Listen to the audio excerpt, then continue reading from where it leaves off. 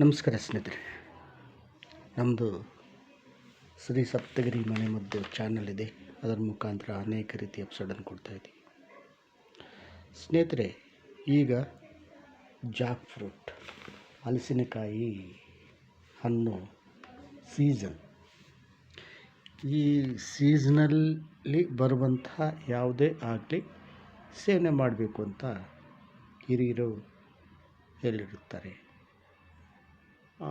ಆಯಾ ಸೀಸನಲ್ಲಿ ಬರೋದು ಪ್ರತಿಯೊಬ್ಬರು ನಾವು ಸೇವನೆ ಮಾಡಬೇಕು ಪ್ರತಿಯೊಂದು.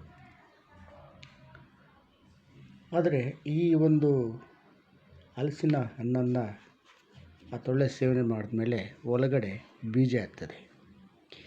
ಈ ಬೀಜ ಏನು ಮಾಡ್ತಾರೆ, ಅದನ್ನು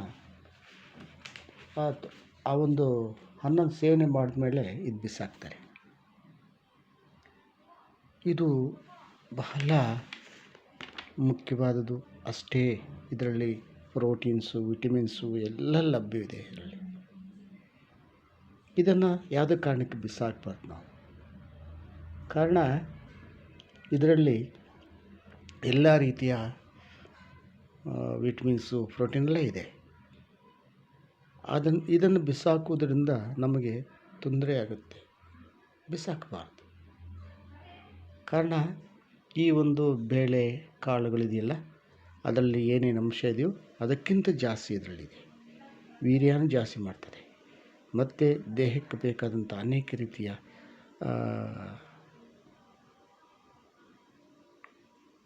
ರಸಾಯನಗಳನ್ನು ಇದು ನೀಡುತ್ತದೆ. ಈ ಹಲಸಿನನ್ನು ತಿಂದರೆ ಈ ಮಲಬದ್ಧತೆಯನ್ನು ನಿವಾರಣೆ ಆಗುತ್ತೆ, ಕ್ಯಾನ್ಸರ್ ನಿವಾರಣೆ ಆಗುತ್ತೆ. ಆದರೆ ಬೀಜದಲ್ಲಿ ಇನ್ನೂ ಹೆಚ್ಚು ಅಂಶ ಇರ್ತದೆ. ಈ ಬೀಜವನ್ನು ಸೇವನೆ ಮಾಡಬೇಕು. ಅನೇಕರು ಪಲ್ಯದ ಮುಖಾಂತರ ಸೇವನೆ ಮಾಡ್ತಾರೆ.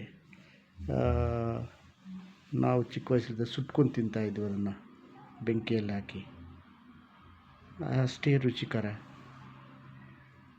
ಇದನ್ನು ಇನ್ನೊಂದಿದೆ, ಇದನ್ನು ಒಡೆದು ಒಣಗಿಸಿ ಎಲ್ಲ ಒಣಗಿದ ಮೇಲೆ ಶೇಖರಿಸಿಕೊಂಡು ಹಾಗಾಗಿ ಬೇಕಾದರೆ ಆ ಬೇಳೆನ ಸಾರು ಮಾಡ್ಬೋದು, ರುಚಿಕರ.